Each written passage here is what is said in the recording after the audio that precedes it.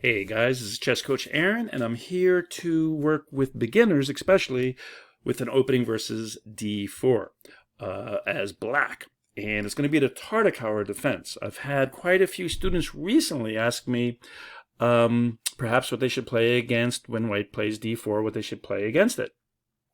Now, I think most beginners should play e4 to start a game, make 3 pieces happier. And as black, same thing, play e5, make 3 pieces happier, and start getting used to getting your pieces out. And e4, e5 usually allows you to castle fairly quickly. For beginners, I think that's important. With d4, though, as you get better at chess, you're going to face other starting moves, of course, other openings other than the e4. And you're going to see d4 quite a few times, but what to play against it. So the Tartakower Defense is not spicy. It's very solid, actually.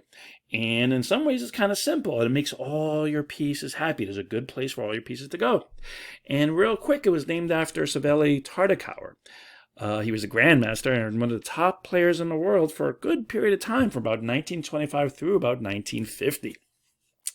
He actually has quite a few different opening lines named after him, and this was one of them against the Queen's Gambit. d4, c4 for white, and he would play d5, and then e6 is black. And real quick, he was also, when FIDE, the International Federation for Chess, first came out in the 1950s. I forgot exactly what year.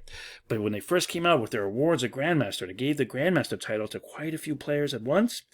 He was one of them. So technically, officially, he's one of the first Grandmaster titles ever. One of the first Grandmasters. Kind of interesting. But anyway, let's get to the simple opening. And like most beginner openings, I'm not going to go too far into it. I just want to show you how pieces start out.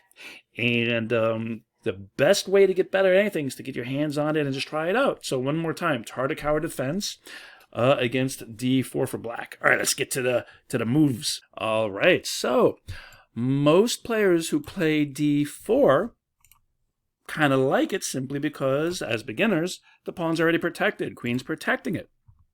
And since white goes first, they have a chance to try to grab as much of that sweet center as possible and get as much space as possible. One of the main ways to fight against this is the same exact move for black, which is they play d4, you play d5. Both pawns are now stuck in mud. Notice, we're just talking about beginners now, so I just want to explain a couple things. Notice that when possible as white, you want to take both pawns, E and D pawns, and put them in the sweet center. You want this pawn duo just very strong. Snowplow, 2 pawns next to each other, helping each other. Black, on the other hand, when you're playing black, doesn't want to allow this. So they haven't played e4 yet. Their first move was d4. We want to make it so it's hard for them to play e4. You could play knight to f6, and that covers e4. And this is going to be the King's Indian defense we go over in a moment. But one of the other main ways is simply d5. And again, if they want to play e4, they're just going to give you a pawn to start with. All right.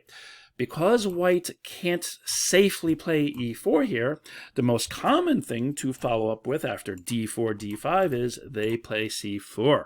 They're putting pressure on your center.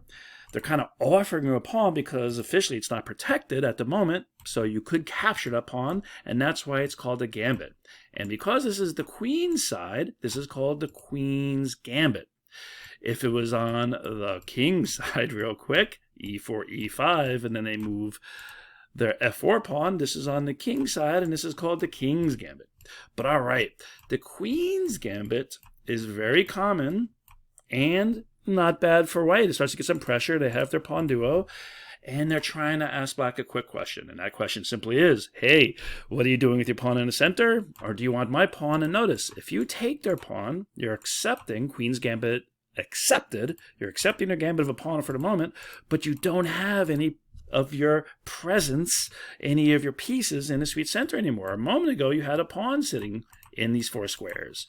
So this would take it away. And by the way, this is not a great pawn to try to keep for black. It's actually very hard. White has many opportunities to actually get this back very quickly. It's kind of hard for black to really keep if white doesn't want to give away a pawn, but you're losing your ability to control the center. So we're going to learn real quick just some moves, and it's the Tartakower Defense. So we don't want to get rid of our pawn in the sweet center. we want to make it a rock and keep it there. And there's two ways to make it a rock. You can play c6, which is the Slav defense, and you can play e6, which is the start of what I call the Tartakower defense, what is called the Tartakower defense. And that is simply, you're going to play e6, or if you were playing c6 instead, but we're going to cover e6, you're making your d5 pawn a rock. And that is simply, if they capture, you still have a pawn on d5. Boom, you're capturing back with a pawn. You're making it a rock. All right. And we're doing this on purpose. We're making it harder for white to take over the sweet center. And one of the reasons why I like doing e6 so early is we now have a dark squared bishop available. It's very happy, available to come out and play, and it's quicker to castle. The Slav is good too, but it's much harder to castle quickly in my opinion, so I do like e6 better. But notice, c6 makes this knight unhappy, you're taking away its favorite place, and e6 makes this bishop, which a moment ago was happy, not so happy. But with the Tartakower defense, we actually know what we're going to do with our bishop, which is basically we're going to go this way. We're going to play b6 in a bit. But all right, one step at a time. First, we make d5 a rock. All right, normally white will now follow up with one of their knights coming out. Let's just follow normal moves, and the last defense is very straightforward for beginners, and that's another reason why I love it. We just want to set up castling as soon as possible while keeping our rock in d5.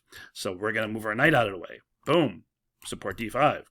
Many times, most beginners will pin, right? And take away your support, perhaps. And now we're just going to move our second piece out of the way. Bishop e7. So in a Tartakower defense, we normally put our bishop on e7. We don't get extravagant. We don't go crazy. We don't put it someplace and play too spicy with this opening. Tartakower is actually a very solid opening. Not really that spicy. But this is just for you to test it out for beginners. All right, so the knight's not pinned. Our bishop's developed. We can now castle.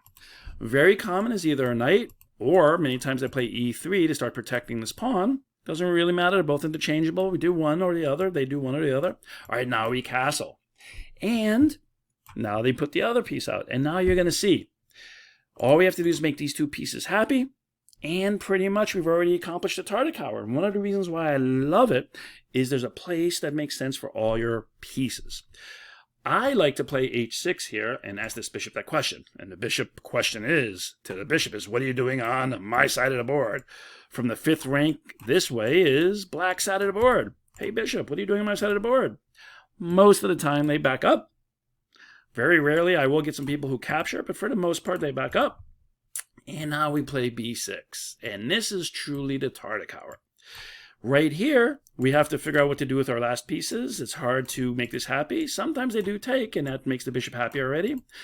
Even when they do capture, many times I still end up playing b6 anyway. But you don't have to as much now because your bishop's got great places to go.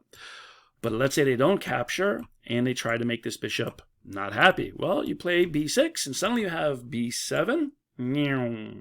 Let's set that up. Or you have a6. You've got a couple great options. And your knight, while c6 is the most common place for it to go in many openings, in a Tartakower, I actually like it going to e7 instead. Number one, it doesn't block this bishop when you get it to b7, right? On c6, it would be blocking it, and we don't block it. And then number two, if you play it to c6, you're actually blocking your c pawn, and here, with this configuration, we like to get this mountaintop configuration, as I like to call it. Mini pawn chain, we have our pawn duo, or we have our plateau of the mountain. All right, so you can see how all the pieces are happy. They've all are functioning. We can capture here, unleashing this bishop. We can try to move rook over, bishop out of the way, and go forward and expand in the center that way if we felt we needed to. We can put rooks on two lines that might come open at some point. One of my favorite ideas is to actually play knight to e4 after this bishop is on b7. My battery aim's here. Many times they'll trade, right? But this is an opening. Just try it out. Get your hands on it. Experience it. And see how you do. After all, the best way to get better at chess is to get your hands on, experience it. So this is just for beginners, kind of a start. Try the Tartakower out and let me know how it is for you. All right. At the end of each one of my lessons, one of my classes, I love a joke. So, what is a good joke? Well, how about, what is a robot's favorite type of music? not their favorite dance, which is obviously the robot, but instead, a robot's favorite type of music. Well, this is actually not that hard. A robot's favorite type of music is heavy metal. All right. Try the Tartakower out. Let me know what you think of it. This is Coach Aaron. Out. Peace.